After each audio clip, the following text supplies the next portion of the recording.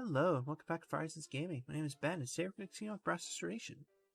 So last time out, we met up with Kouri at the bookstore, learned she played piano, and convinced her to play some Mozart for us, which was kind of cool. I remember at the end of the Yoshini route, we had Kouri play piano for us, and that had never been established that she knew how to play piano, so it's cool that we actually get proper confirmation. So yeah, let's go and pick up here the next day. We have school today. We still have school, even on National Foundation Day. It's a private school, so I guess they can choose which days are holidays. Well, we get other days off, so we get the same amount of holidays in the long run. I don't have much to do at night that I can do with one arm, so I go to bed early. I woke up early so I could take more time to get ready, and I have some extra time today. I could just head to school early if it weren't for Minori. We go to school together unless one of us is sick or we get in a fight. It's been like that since we were kids. Well, that's why people sometimes make fun of us by calling us a married couple. I used to blush and get mad at that. Maybe I was hoping that we would fall in love. What about now? I've realized Minori isn't someone I can love as a woman because I've matured and gotten to know Minori. We've been together for so long, I know her good and bad parts too well. Minori is actually quite popular among guys. Why don't you get together with her? I have been told many times. They say love starts from a happy misunderstanding, but maybe it's not good to understand too much about someone. First of all, she sucks at everything, and her stupidity is just too much of a bother. I wish to have more common sense and act more reasonable. I could stand being with her for a long time if that was the case. It's only speculation, though. Well, let's just wait for Minori. I drink coffee and wait for Minori. Is it just me, or does this feel elegant? I'm drinking instant coffee, so it's probably just me. I'm a commoner. I hear a knock. It has to be Minori because the knocking is weak and has a constant beat. Nice profiling on my part. I can bet my life on this answer. Except, as we know, it's Sabomi. Come on in. Alicia, good morning. Sabomi-chan's on the other side of the door. I shut the door. Yeah, Oni-chan, what's going on? That was a promise I made with Heaven. I have to die now. How should I die? By hanging myself using gas, cutting my wrists? I don't want anything painful. Maybe I can die peacefully if I eat the thing Minori once tried to make and failed at miserably. I fed it to a mouse and it died instantly, so I named the food Genocide Pot of Foo. Hey, why did you do that? Sabomi opens the door again. Jeez, what's wrong, Oni-chan? Listen to me, I'm forced to die now because of you. Okay. Just made a promise with Heaven. Really? Is there merit to keeping that promise? Like winning a lottery and bumping into a black Mercedes on your way home? Isn't that a bit unlucky? Well, anyway, what happened? I analyzed the situation. I predicted Minori would come, but Sabomi-chan came instead. That's all. Nothing else happened, so there's no need for me to die. Be a big loss to society if I die, so I'll live. I ponder while I sit there, making a posture of the thinking man. What are you thinking about, Oni-chan? I pull myself together. Life shouldn't be gambled away that easily, Sabomi-chan. It seems I exaggerated something that was meaningless. Like always. Okay, I don't get it. Wait, why are you here instead of Minori? First of all, you're here too early, even if we're going to school together. But you're the only one I can ask, Oni-chan. Sabomi-chan puts her hands over her chest and her face turns bright red. She looks embarrassed and really cute, but I restrain myself from mugging her. I didn't want Chan to see this. Sabomi-chan inches closer towards me. I want you to look at it, Oni-chan. My reasoning's still hanging on by a thin string. Man, she's cute. Dangerously cute. Sabomi-chan's cute and her actions increase her cuteness even more. I bet I wouldn't be arrested even if I attacked her now, taking the extenuating circumstances into consideration. Nah, as I've said before, you totally would. Calm down, Sabomi. It's too early for that. We can wait until night to do that. I say this, restraining myself with everything I have. Tonight is too late. Is she serious? I can accept her if I want. But hey, at least now we know that this weird scene is, go to a party at Yoshine-senpai's house. I can't. I restrain myself. This isn't right. I don't want to do something on the spur of the moment, but her captivating gesture pulls my body to her.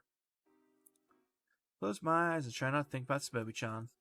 No, I have to think of something else. First thing that pops into my mind is Kotaro.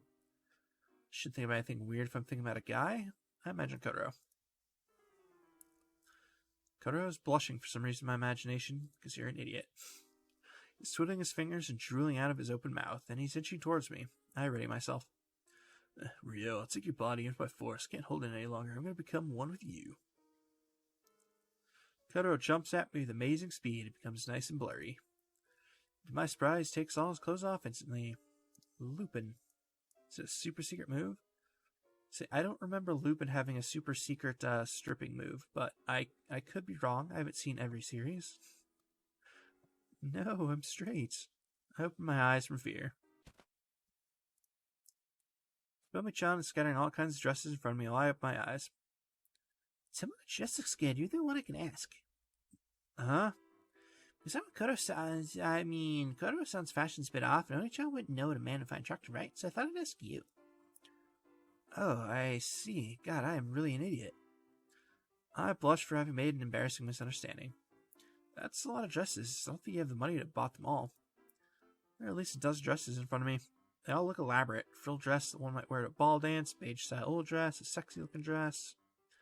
I don't know too much about dresses, but they should cost at least 50,000 yen each. I pick up something that looks like a maid costume. So, Bomi-chan, what kind of setting would you wear this in? Huh? Setting? No, it's fine if you don't understand. It just proves to me you didn't get the money for the dresses by doing special things. So how did you buy all these dresses? I didn't buy them. I made each one myself. No way. These don't look like cheap cosplay. Using real good cloth. This one's really beautiful too. I look at the other dresses. They all have complicated designs and seams. Looks like a pro made them. You're this good. Maybe you'd be like a designer or something. Yeah, I don't care. Just go ahead and choose the dresses that look best on me. Bomi-chan urges me. She seems happy since I compliment her dresses. I wonder which one's best. Decided to pick one up and take a look at it.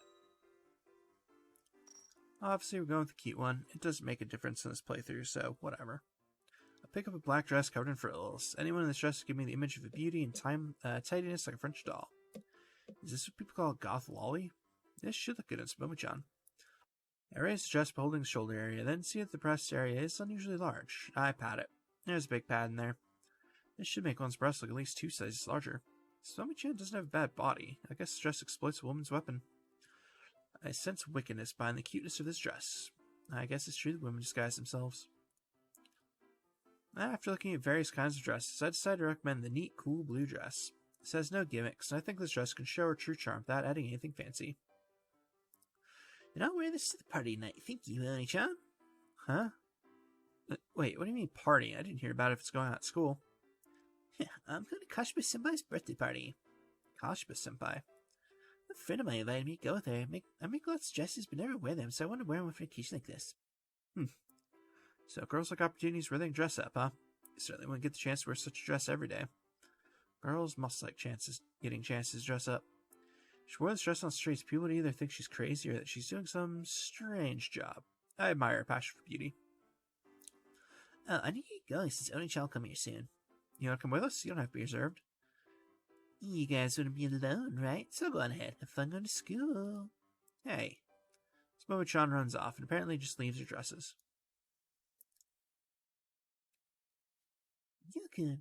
And my usual morning starts. My environment, along with my body, has changed, but this might never change at all. The fact that I'll be with Minori.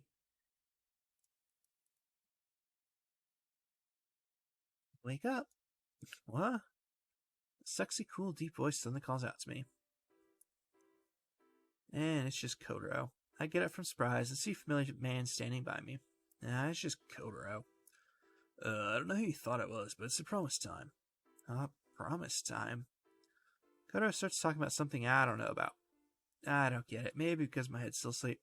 Promise time. That means I made a promise to someone and it's time now. I know that. But did I make a promise with Kotaro? Hey, I'm sorry if I forgot, but did I make some promise with you? I can't remember, so I decided to ask. But he just shakes his head. It seemed more confusing. Then what promise are you talking about? I directly ask him. The promise you launched with Kouri-chan. You were talking about it with her on the way to school this morning. This morning? I recall what happened. Oh, good morning, Kakuchi-senpai and Araki-senpai. Please don't use a forehead crusher.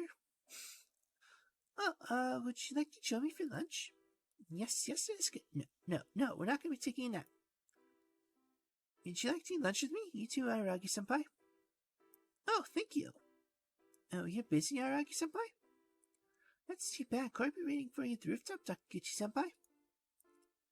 Alright, that voice feels a little bit better. I think I'm going to try to do that one. It's so inconsistent with her. Clearly not very good at high-pitched voices, but it's all good. Anyway. Oh, that's right. Kouri. Wait, how did you know? It's because you guys are walking and talking in front of me? God, you are so stupid, bro. You were eavesdropping on us? No, I just happened to overhear a conversation taking place in the public. Literally right in front of me. Kouro declares. Well, I guess you could put it that way, but you could have really said hello to us. I don't want to be insensitive and interrupt a conversation between a girl and a guy. Hey, you should know Atsusuka and I aren't like that. Oh, Kouro stares at me as if judging something. What? Oh, well. What? Hold on, what do you mean by that? Kouro leaves without turning around. Man, what was that about? Oh, right, I have to go meet Atsusuka. I almost forgot right after he told me. I head to the rooftop after I buy some bread. Out into the blinding daylight. Spirit Blade! Gah, you! Ha! I won't let no geezer beat me! I get up to the rooftop. It's a totally different world here. An unknown girl with pink light on her fists. No, I know this girl. It's Yui. Yui is facing an old man holding a long sword. The old man's stomach is cut by her chop and he's bleeding badly. Wait, cut? With a chop? Yui did that? This is a dream. I don't know when my dream started, but this has to be a dream, or it'll be too troublesome. If this is reality, I'll have to fight Kouro, who's been possessed by an evil demon. That means everyone I know will be killed, and I'd have to chop his head off at the top of Tokyo Tower. That's bad. I hope this is a dream. I pray and shut my eyes.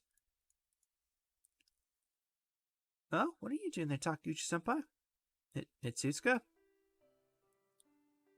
I open my eyes and see Itsusuka eating her lunch. I'm surprised and just stand there in shock. Oh, thank God it was a dream. This dude falls asleep walking up the stairs? Man, he's got skills. Yeah, you're late, so Kouri thought you wouldn't come. Kouri started eating already. But thanks for coming. Well, you don't need to thank me. I feel a bit embarrassed since Itsusuka looks so happy. That was a nightmare, but this is the happy reality. Uh-huh. It's nothing. I sit down next to her. I open the bag of bread and the drink I brought. The smell of sugar and soda fills the air. Too bad I can only buy leftovers. You bought lunch at the store again? It's asks me as I fry at my lunch. Yeah. Doesn't your mom make you lunch or anything? Yeah, my mom's dead, bruh. Oh, whoops. Jumping the gun. No, my mom died right after I got into middle school.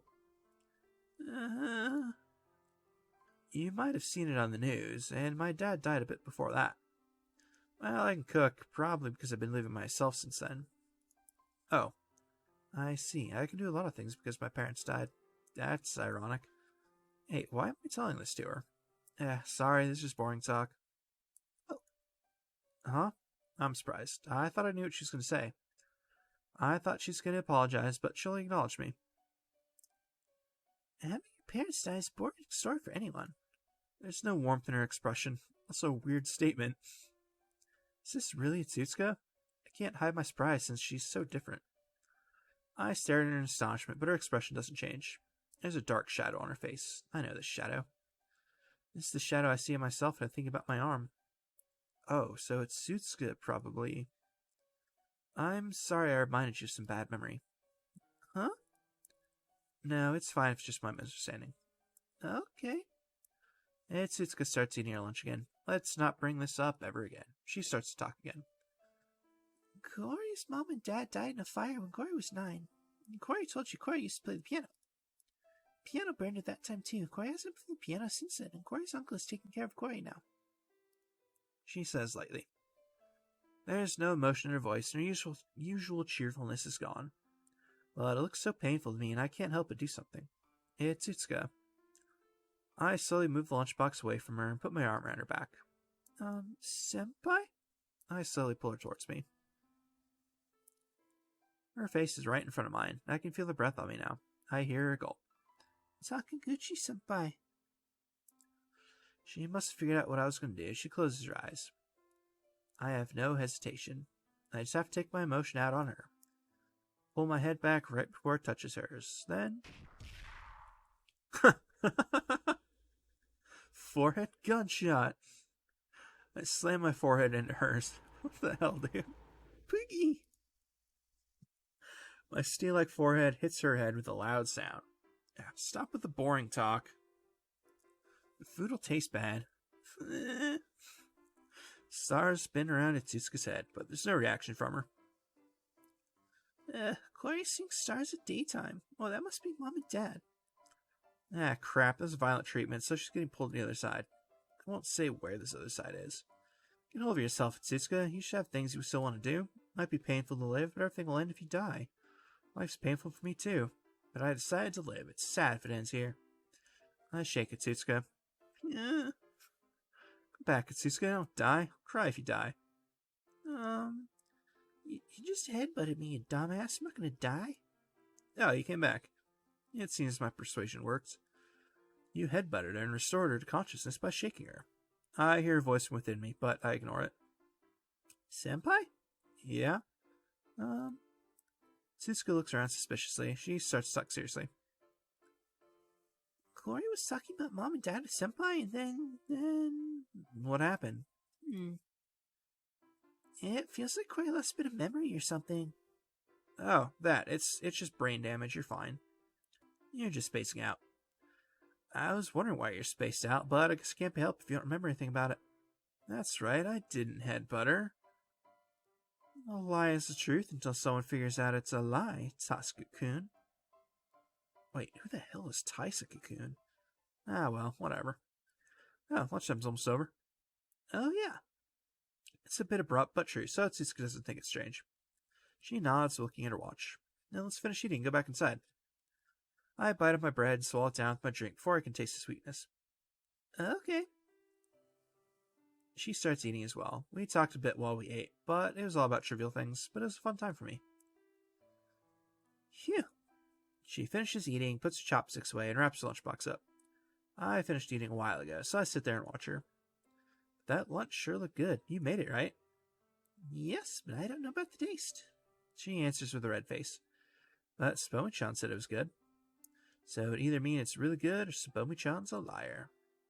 She's not a liar. I know that. So it means it's good, right? That does make logical sense, but... Man, why can't you be confident in yourself? Dude, maybe she doesn't have taste buds. You can do anything and you're more attractive than you think you are. I'll guarantee it. Itsuka looks down. Her ears are bright red. She sure is cute. Well, we're really running late. Let's go back. Oh, yes. She quickly regains her composure and follows me. And Kouri's classroom is on the first floor. Okay. I mean, that's obvious, but alright. My classroom's on the third floor, so we part at the stairs. Tsuka leaves with that. Or not. She's looking down and standing there. Her fists are clenched hard, and it seems she's really tense. It's scary because it feels like she's going to attack me any second now. Why? She looks sad as hell, bro. What is it? I stay on guard and wait to see what's going to happen. Tsuka suddenly releases her tension and looks up. What? Doesn't seem like she'll attack me right away, but I back up a step, but she draws closer. I should have countered with a special move and taken her into an aerial combo, but I couldn't react in time. Tomorrow. Rikishi-san? Alright, I'm regretting this. This guy's an idiot. Time stops for a second. No, can Kouri make lunch for you tomorrow? She roars with a voice stronger than a lion. It echoes through the crowded hallway. Guys look at me with hostility and girls look at me with interest. I don't even need to say all eyes are on us. I'll be killed if I hesitate. There's no time to waste. Please. I answer right away. Oh, okay. Tsuka makes a big smile. It's as bright as the sun. Then please look forward to tomorrow's lunch. She runs down the stairs without waiting for a reply. I just stand there. But I notice hostility and look around. I'm surrounded. All the guys are driven by their anger and hatred. They have their fists clenched as they inch towards me. I realize they'll all jump at me if I move. I'm gonna get killed. They'll kill me right here. I knew this was going to happen, but I wanted to eat at Suzuka's lunch. But I can't eat it if I die. I can't be killed. What should I do? What can I do to not get myself killed? It's simple. Everyone can die. I run to the weakest looking guy and put my fists up in a fighting position. But I don't do anything, run past the surprise guy and run into my classroom. It's simple if I can beat everyone, but all I have to do is get away. I managed to make it back to the Holy Land. What, you mean nap time? Alright, apparently that's the end of the day. Nice.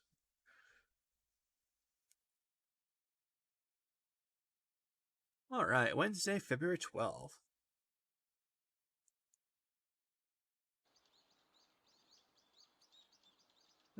Chirp chirp. It's morning already. I get up and get out of bed. I think about what happened yesterday. There was a party at Kashima-senpai's house. I'm sure Sabomi-chan had fun. Well, I guess normal people don't need to know about such lifestyles. Even if we find out, it doesn't mean we can live like that. It only broadens our knowledge, but it's useless knowledge. Same can be said for my arm. You don't know the problems that come with losing an arm until you actually lose your arm.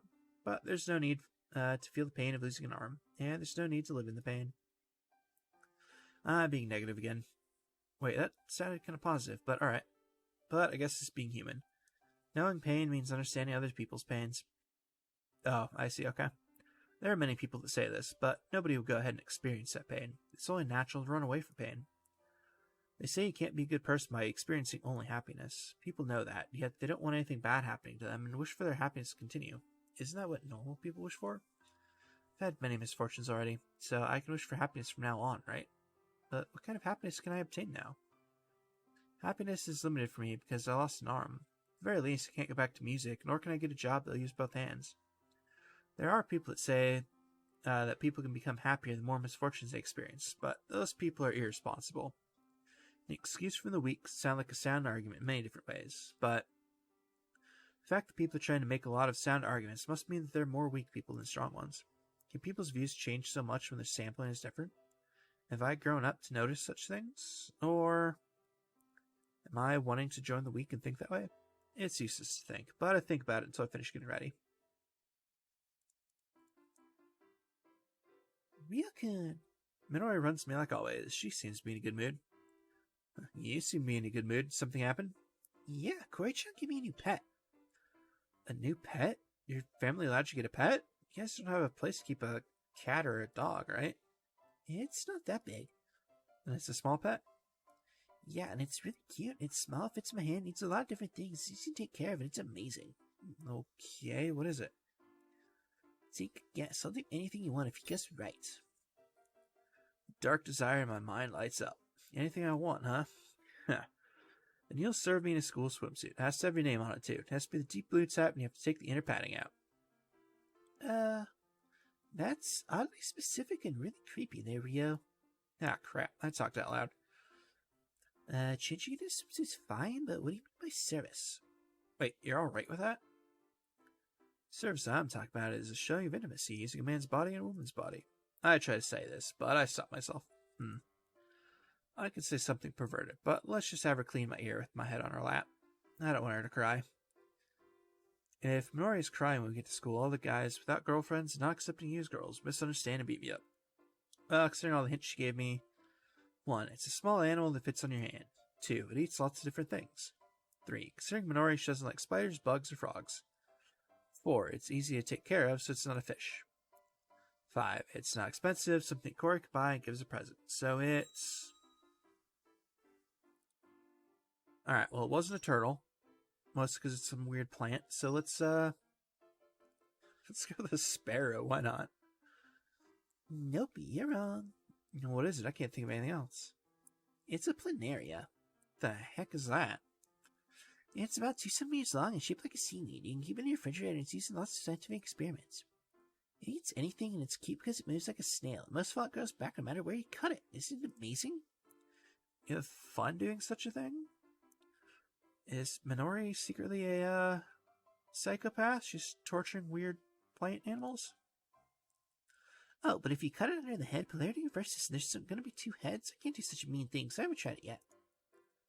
Is it just me, or should she not cut it anywhere if she feels sorry for it? Hey, your head's not cut off, so can't you get your arm back? What are you talking about? But I'm always praying to Plenary can confirm the shares of generating powers with the Amali's sitting right in front of my frigid brain. To be honest, she'll only look like a crazy person praying to the refrigerator. Moral of the story, Minori's an idiot. Alright, Minori is stupid. I was close. I reconfirm the facts and make my way to school.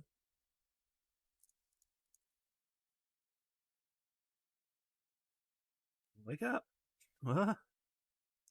Sexy, cool, deep voice suddenly calls out to me. Is it just Kotaro again? Yeah, it's just Kotaro again. I get up from surprise and see a familiar man standing by me. I think I saw something like this before. It's just deja vu, but it's true this time. It didn't happen too long ago. Well, we could say it's repeated what happened yesterday. And that means I have something to do today as well. I get up. So? I don't understand what you want to know. But you know what I mean, right? I don't say something unless I'm sure of it.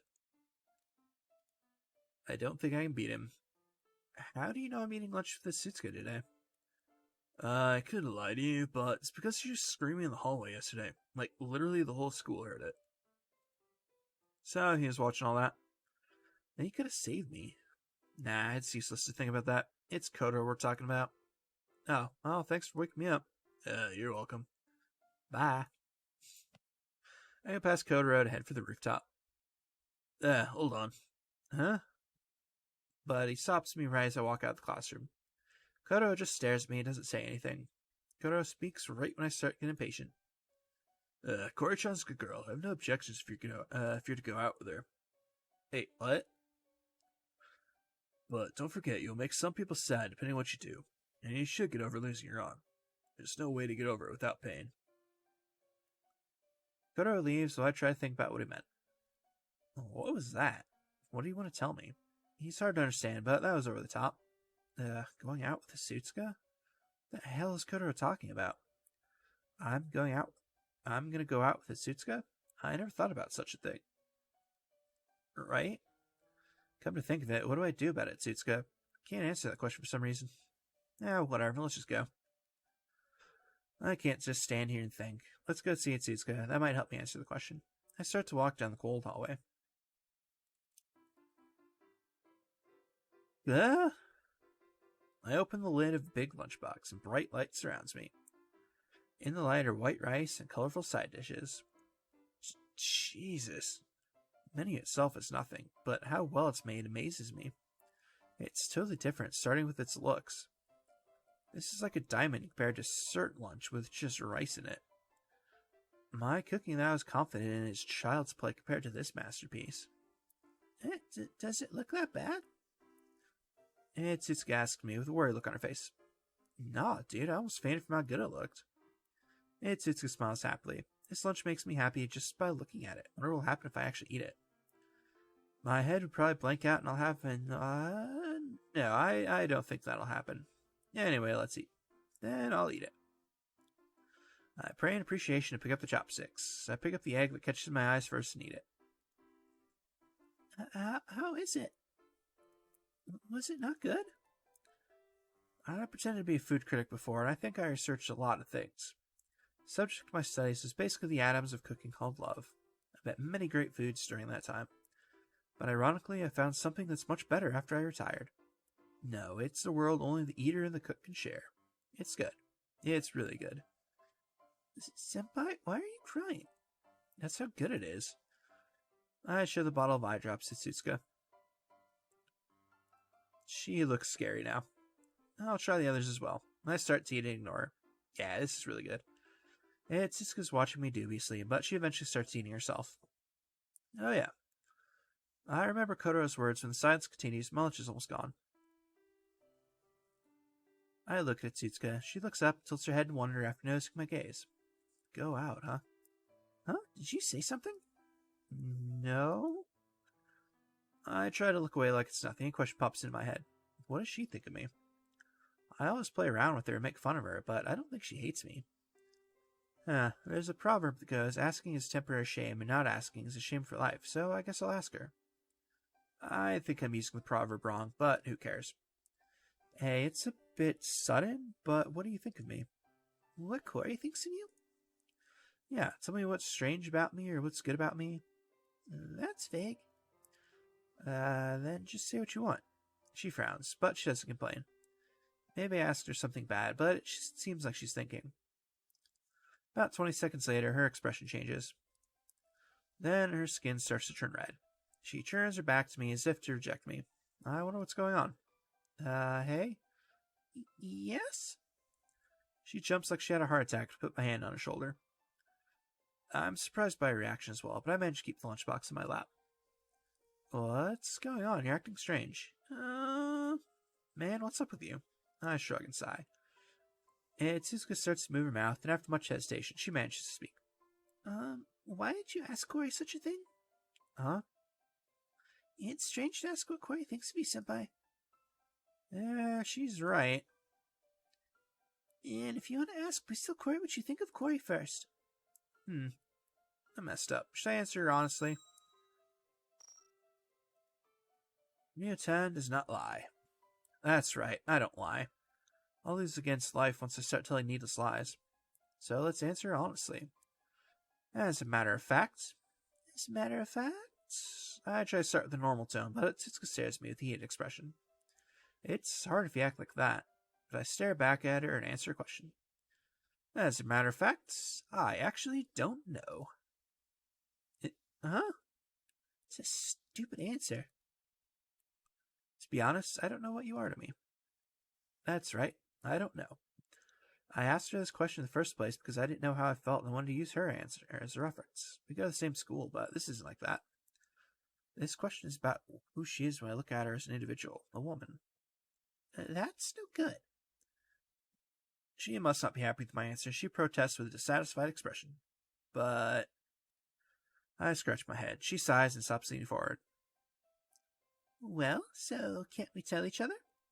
I guess so. I don't like it, but I guess it's how it is. Oh, but... Tsuzuka starts to say something, but stops right away. I'm curious, so I stare at her. Then she blushes and murmurs something. At least Kouri likes you, senpai. Sorry, I couldn't hear you. Can you say it again? Her murmur was so quiet that I couldn't hear her. And she just runs away instead. I try to ask her again, but she blushes even more, cleans up her lunch, and runs away without saying a word. I just sit there in blank amazement. I guess I'll wash the lunchbox and give it back to her. After I pull myself together, I leave the rooftop. Brilliant. Alright. Well, that was kind of entertaining, even if it was rather stupid. And that's as good a place to call it for today as any. So, as always, thank you very much for watching. I hope to see you all next time.